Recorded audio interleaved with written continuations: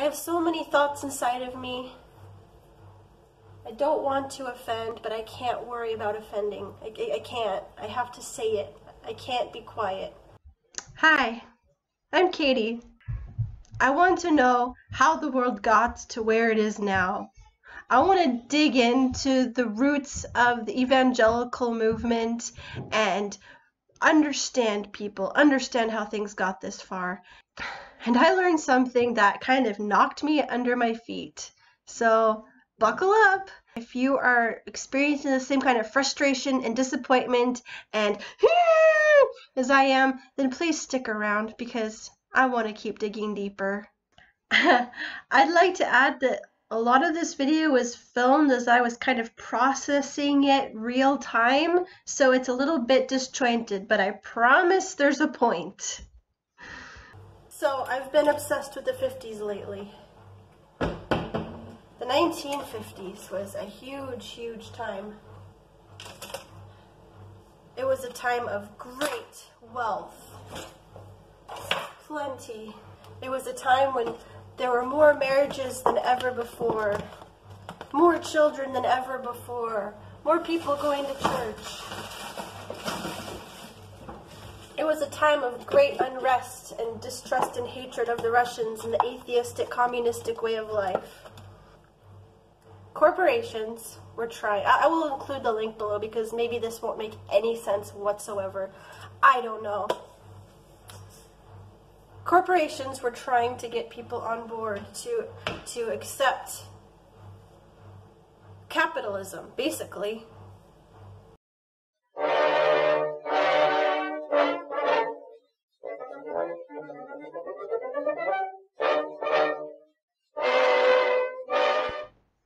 I'm just going to read a little bit of the article to just hopefully help this make some sense.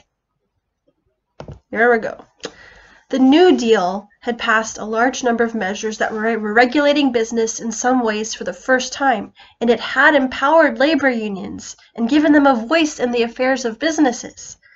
Corporate leaders resented both of these moves, and so they launched a massive campaign of public relations designed to sell the values of free enterprise. The problem was that their naked appeals to the merits of capitalism were largely dismissed by the public. The most famous of these organizations was called the American Liberty League, and it was heavily financed by leaders at DuPont, General Motors, and other corporations. The problem was that it seemed like very obvious corporate propaganda. As Jim Farley said, the head of the Democratic Party at the time said, they ought to call it the American Cellophane League, because number one, it's a DuPont product, and number two, you can see right through it. So when they realized that making this direct case for free enterprise was ineffective, they decided to find another way to do it. They decided to outsource the job. And so, the corporations went to the churches and recruited pastors to preach a marriage of Christianity and capitalism. Oh man, I can't even believe this. My mind is just... Fifield started spiritual mobilization. They sponsored pastors. 17,000 pastors, ministers became representatives of this thing. They would actually compete in cash prizes for sermons. So the whole thing that they were on board as these little corporate minions was to say that the New Deal was the manifestation of socialism, and that the real thing to do was to rally around business leaders and protect the American way of life. Can you freaking believe that?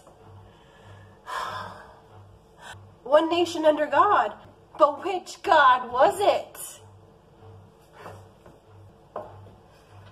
They were telling the millionaires what they wanted to hear, which was not a gospel like Jesus preached, but a gospel of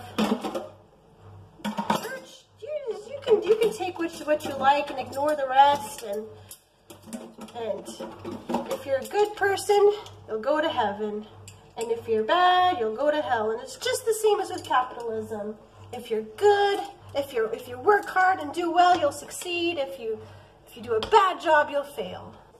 Job is a really, really important book of the Bible. Not because it literally happened, because I don't believe that anymore.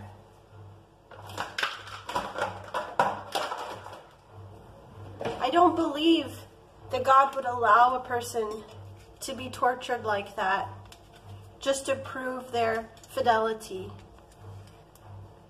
That's not the kind of God that... Yeah, I don't believe it. Come at me. Tell me I'm going to hell. I don't care. For a lot of the people who spend the majority of their time on the internet being mean Christians, if you're the truth, I don't want to be.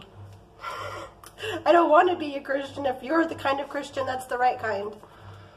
But I think you probably know the kind of people I'm referring to when I say that.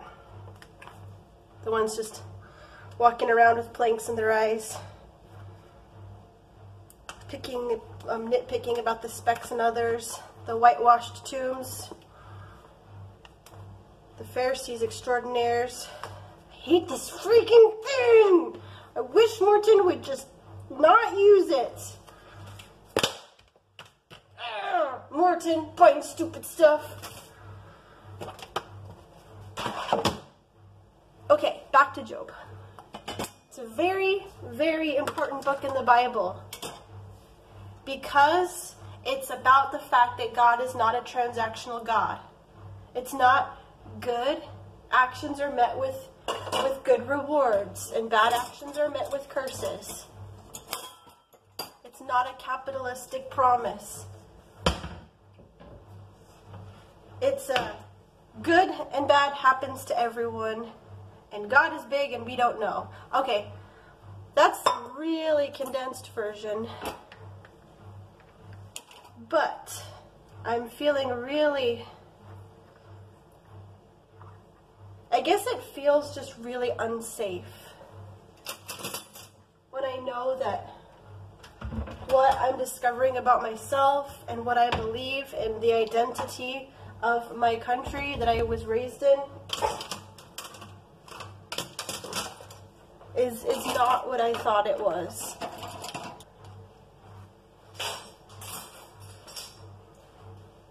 What really makes my stomach hurt about saying this is knowing that this is a big deal to people. These American catchphrases, this religious identity mixed in with nationalistic one. No, this isn't about saying bad America. This is not about that. It's not people's fault that they bought this thing that was planted to them. I don't blame people for the identity that they have. I feel so conflicted and so inside. I've got like modes of wanting to research, wanting to understand, and modes of just wanting to shut everything out and just keep scrolling, keep watching YouTube videos, keep blocking out the noise.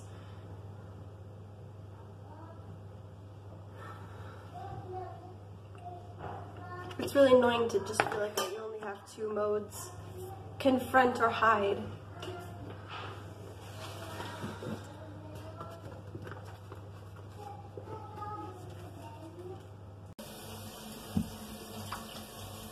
You grow up thinking something because it's all you've seen and it's all you know.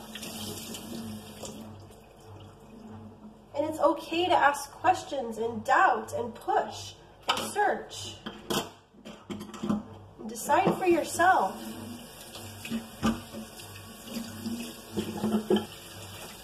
I remember when I was really, really stupid. It was about yesterday, 2 o'clock. No, I'm just kidding. The subject of welfare came up when I was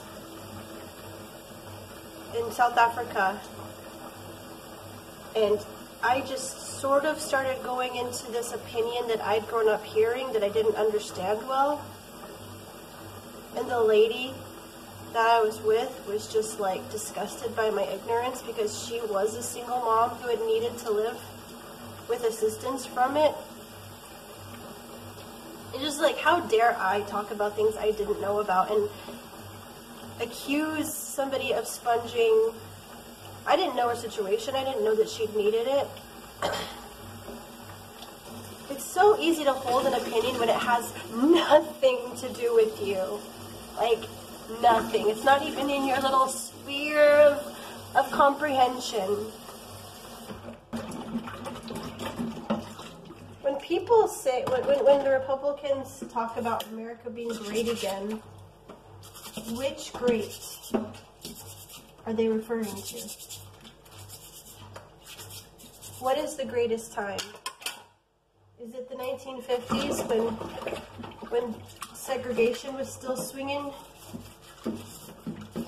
When women were not allowed to have jobs that could really use their full potential and were addicted to Valium? Where men went straight from the war to another suit, a gray business suit, and slogging away in an office?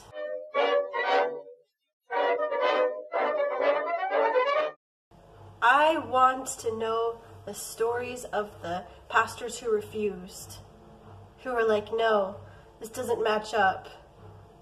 Keep your money.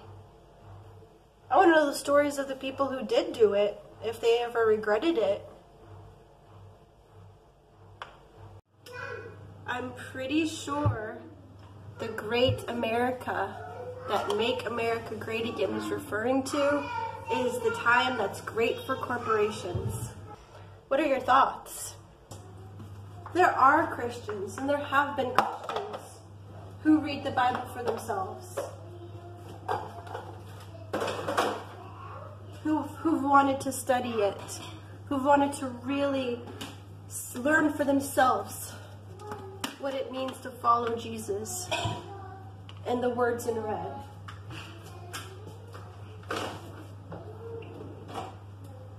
And there's been people just dissatisfied to say, this is way too complex. I'll just listen to what the preachers tell me, because they know what they're talking about. And then, when preachers are paid off to teach something, and that sounds pretty darn good, it makes sense, transactional, do good, get good. And it starts to become a part of that success craving. And church becomes a place to make those business connections. And it just becomes a place of money changers and Pharisees. I hope this made some sense. Thank you so much for following along with this. And please share with me your thoughts down below. Hugs! Oh, we need more hugs. We need all the hugs we can get. We are hug starved.